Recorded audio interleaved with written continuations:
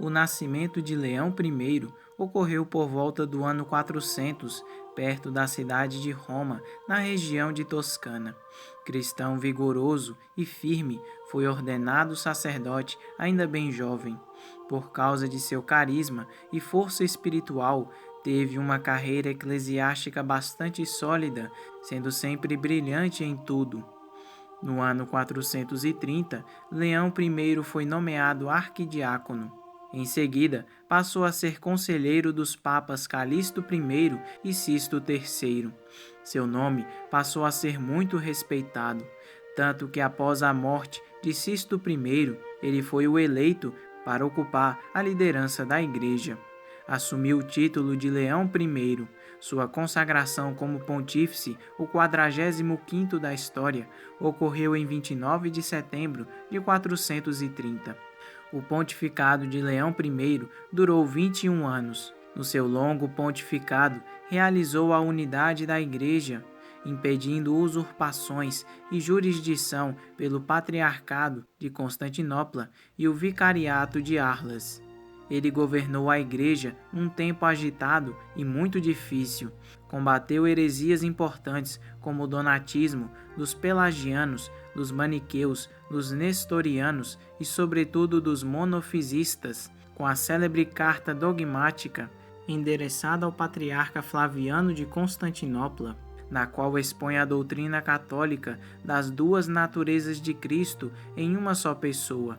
A carta lida pelos legados romanos na Assembleia Conciliar da Calcedônia 451 forneceu o sentido e as próprias fórmulas de definição dogmática e marcou época na teologia católica. Com sua força moral, espiritual e diplomática, convenceu Átila, o rei dos hunos, a não invadir Roma. Átila teria ficado bastante impressionado pela grande força moral de São Leão I.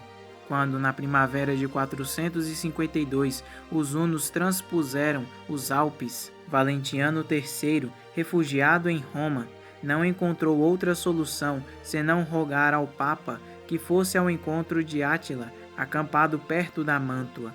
Leão foi até ali e convenceu o feroz guerreiro a retirar-se para a outra margem do Danúbio.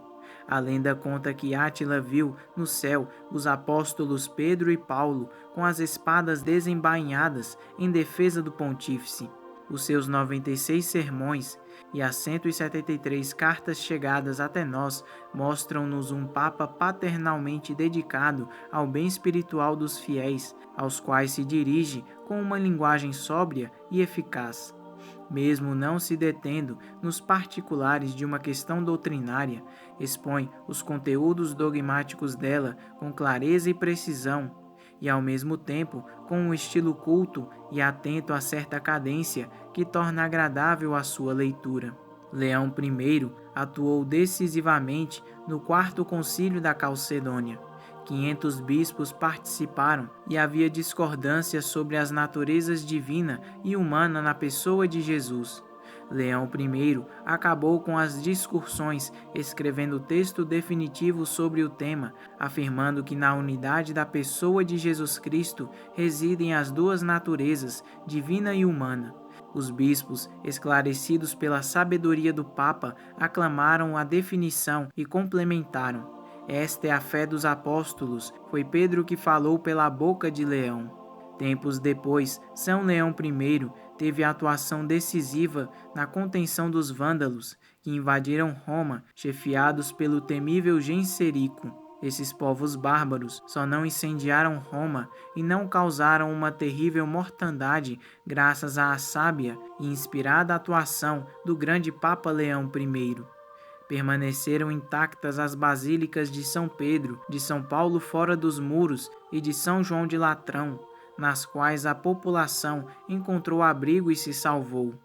São Leão I morreu em 10 de novembro de 461 e logo começou a ser venerado como santo. Foi enterrado na Basílica de São Pedro, em Roma. Segundo alguns historiadores, ele foi também o primeiro Papa a ser sepultado na Basílica Vaticana. Suas relíquias ainda hoje são conservadas na capela de Nossa Senhora do Pilar, na Basílica de São Pedro. Em 1754, o Papa Bento XIV proclamou São Leão I doutor da Igreja. Ele foi o primeiro dos papas que recebeu o título de Magno, ao lado de São Gregório Magno. São Leão Magno, rogai por nós.